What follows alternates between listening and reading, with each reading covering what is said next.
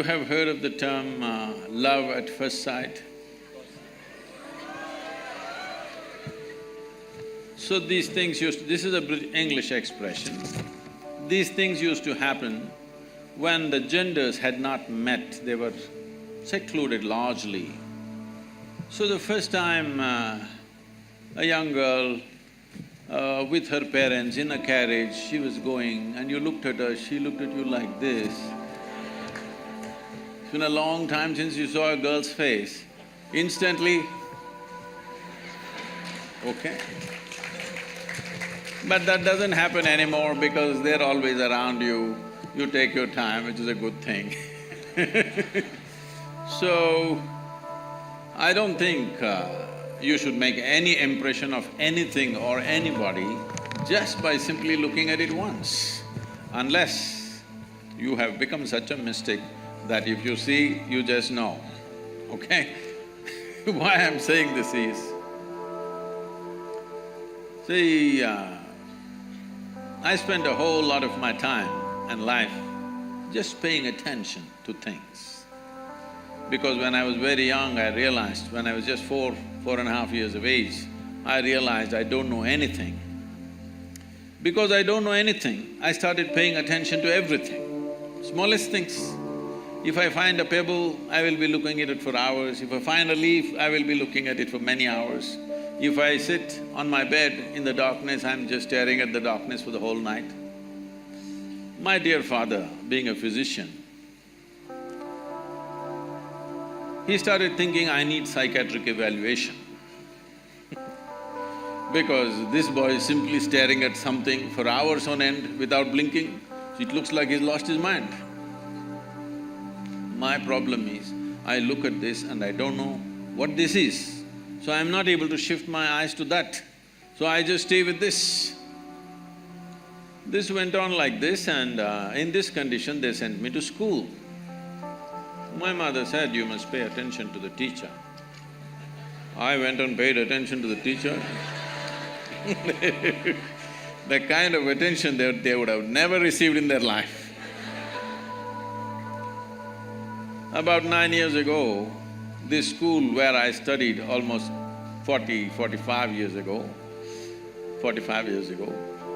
they invited me for their 125th anniversary. The trustees came to invite me. I said, see, why me? Because I was not just a not good student, I was not even a student. I only went to school when it was a must. Most of the time nobody noticed me and I just vanished somewhere. So I said, why me? I'm not a good example for your students.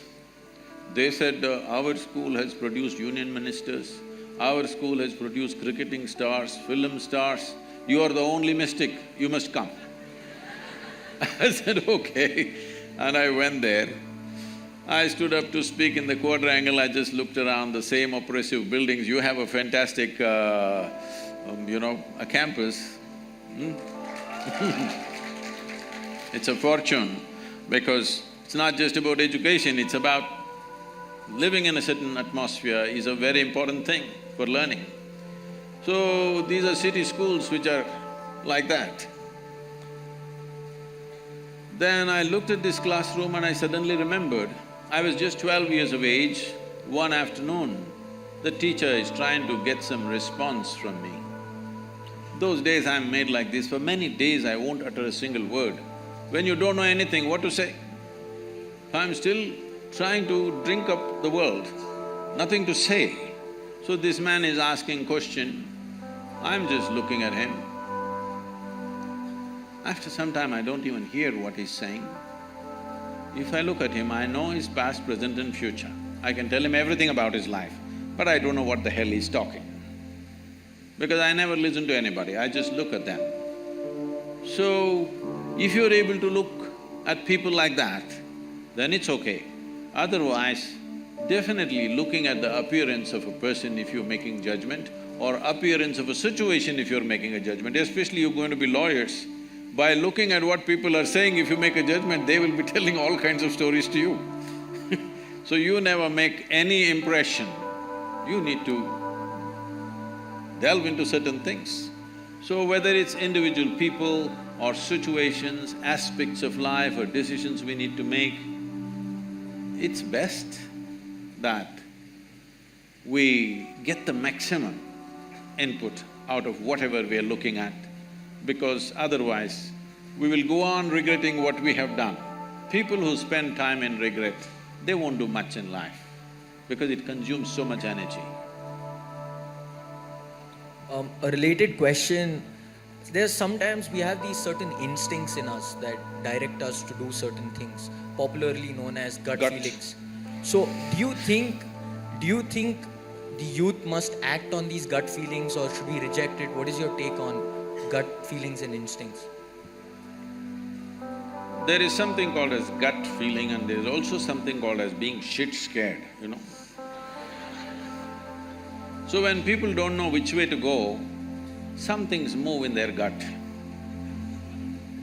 Don't understand always that as some kind of an intuition or some kind of an insight into life. Most people feel their guts only when you say he has guts, means what? His guts didn't move. So fear is considered gut feeling by a whole lot of people, don't go by that. But there is a certain… in the yogic culture, today modern science is also recognizing this, in the yogic culture, we identify a certain dimension of intelligence in the stomach. A certain dimension of intelligence means, if we have to… this is what I'm going to say is very simplistic. If you find loopholes, you ask question, otherwise I will pass, okay? If you ask questions, I will cover those loopholes, but because I'm saying it in such a brief manner, there will be loopholes. See, you eat a piece of bread, within a few hours, it gets transformed into a human being, isn't it so? Is it a tremendous amount of intelligence? Hello? If I can take a piece of bread in my hand and make this into a human being, who do you think I am? Hello? Creator himself, isn't it? Must be God. If I can take a piece of bread and make it into a human being, this is it. This you're doing in your stomach.